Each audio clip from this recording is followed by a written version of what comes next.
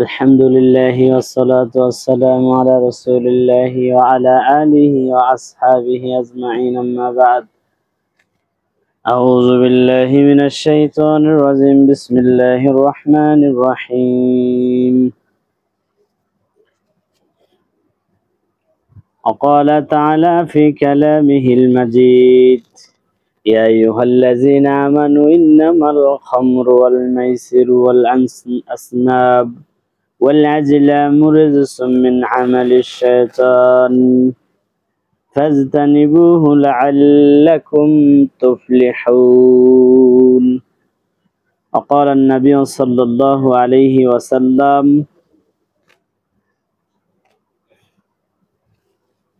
لا يأتين على أمتي ما أتى على البني إسرائيل حذو النعيل بالنعيل حتى إن كان منهم من عات أمه রাহু তিরমিজি লিল আখিরিল হাদিস। যাবতীয় প্রশংসা সেই মহান রবের, যিনি আমাদেরকে এখানে আসার বসার দুটি কথা বলা এবং শোনার তৌফিক দিয়েছেন। সে আল্লাহ সুবহানাহু ওয়া তাআলার দরবারে লাখো কোটি শুকরিয়া জ্ঞাপন করি। সকলে বলি আলহামদুলিল্লাহ। দরুদ ও সালাম বর্ষিত হোক সাইয়্যিদুল মুরসালিন খাতামুন নবিয়্যিন রাহমাতুল লিল আলামিন মুহাম্মাদুর রাসূলুল্লাহ সাল্লাল্লাহু আলাইহি ওয়াসাল্লাম। তা আমি শুরুতে একটা আয়াত এবং হাদিস বলেছি।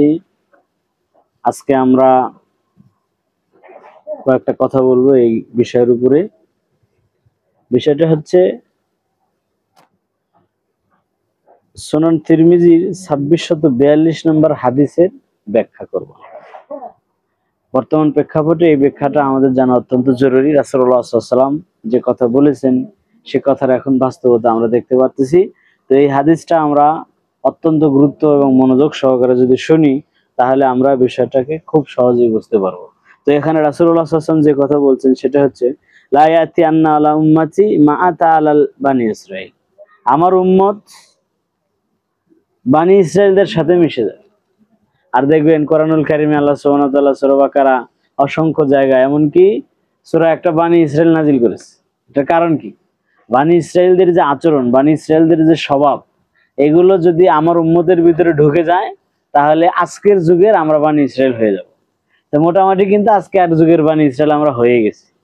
সেটা কিভাবে?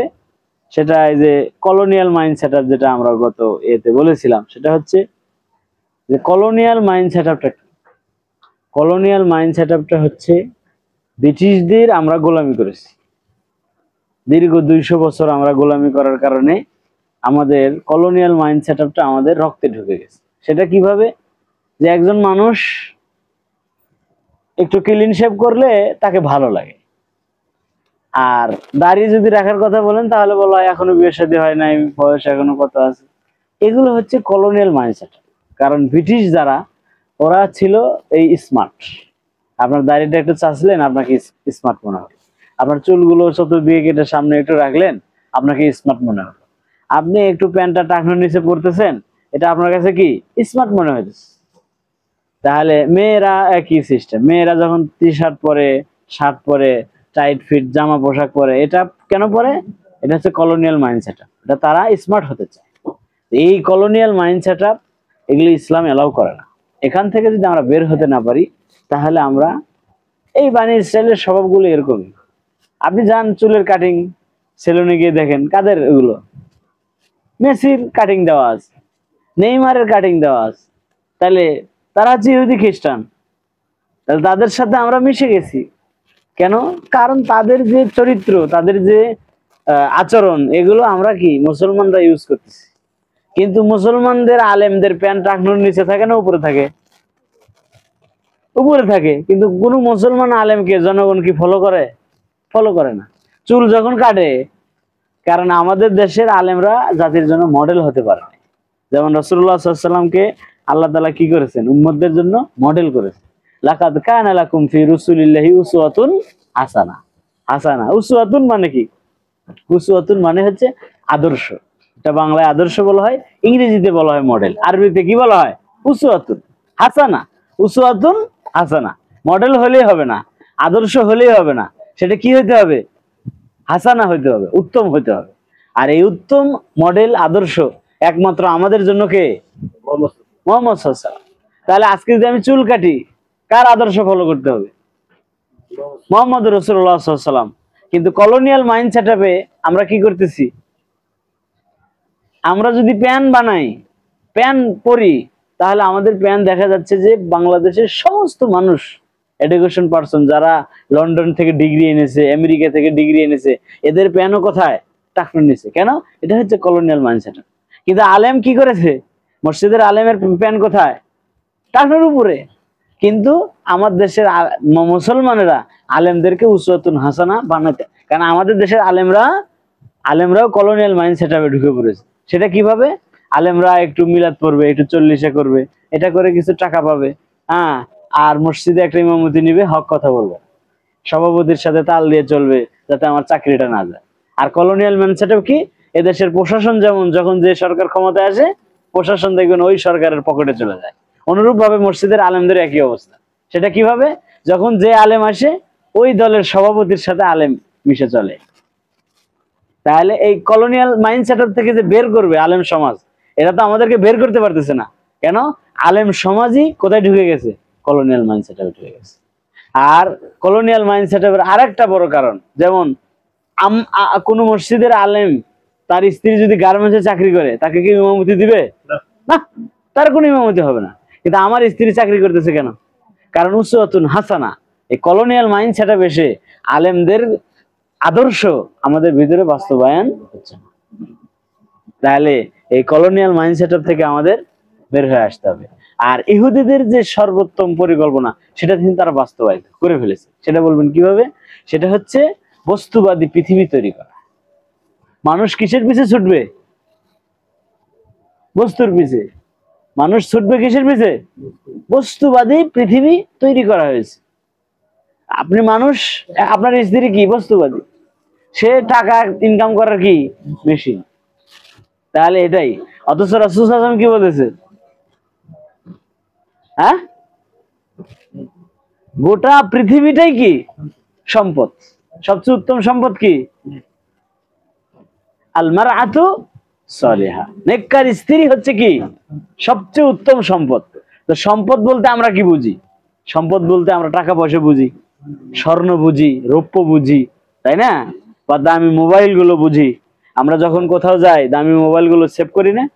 আমরা যখন বাইরে যাই তখন আমি টাকা পয়সা 10,000 টাকার একটা বান্ডিল, 1 লক্ষ টাকার একটা বান্ডিল, এটা কোথায় রাখি? সেভ করে রাখি, লকারে রাখি, গোপন ভাবে রাখি। হ্যাঁ, আমার বাড়ির যে মেয়ে, আমাদের স্ত্রীরা যে গহনাগুলো পরে, এগুলো কোথায় রাখি? যেখানে সেখানে ফেলে রাখি কি? না, এগুলো কোথায় রাখি? সিন্ধুকের ভিতরে। কারণ এটা কি? দামি সম্পদ। কিন্তু রাসূল সাল্লাল্লাহু আলাইহি ওয়াসাল্লাম দামি সম্পদ কাকে বলছে? নারীকে। কিন্তু আমাদের নারীরা কোথায় এখন? এগুলো কোথায় রাখা উচিত ছিল? একজন নারী সবচেয়ে সেফটি কোথায় পাবে? ঘরে। একজন নারীর আত্মমর্যাদার সম্মান এটা কখন বজায় থাকবে? যখন সে কোথায় থাকবে? ঘরে থাকবে। কিন্তু আমাদের নারীরা এখন কি হয়ে গেছে?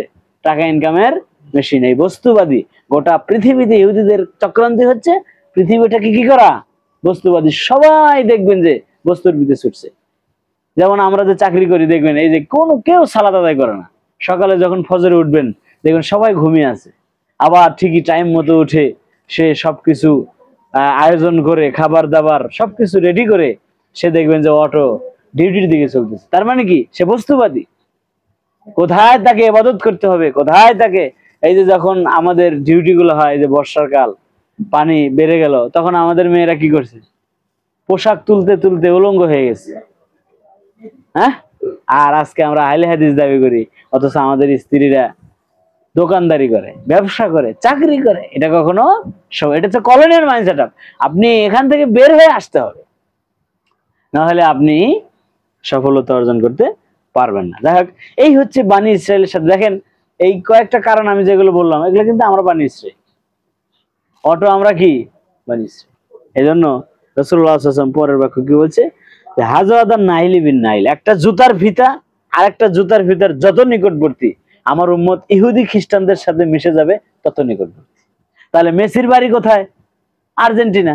সেই কত দূর, অথচ মেসির গেঞ্জি আমি এটা পরে ঘুরতেছি, মেসির মতো করে আমি চুল কাটতেছি, এবং যখন খেলা হচ্ছে রাতের 2টা নাই 3টা নাই আমি সেই খেলা দেখতেছি। এই জন্য আমি একটা হাদিস যখন পড়তাম মাদ্রাসায় ছোট্টবেলায়, তো হাদিসটার আমি অনুবাদ পড়তাম কিন্তু বুঝতাম না। হাদিসটা কি দেখেন, রাসূলুল্লাহ সাল্লাল্লাহু আলাইহি ওয়াসাল্লাম কি বলতেছে, লা ইউমিনুনা আহাদুকুম হাত্তা আকুনা আহাব্বা ইলাইহি মিন ওয়ালাদিহি ওয়া ওয়ালিদিহি ওয়ান নাস আজমাইন।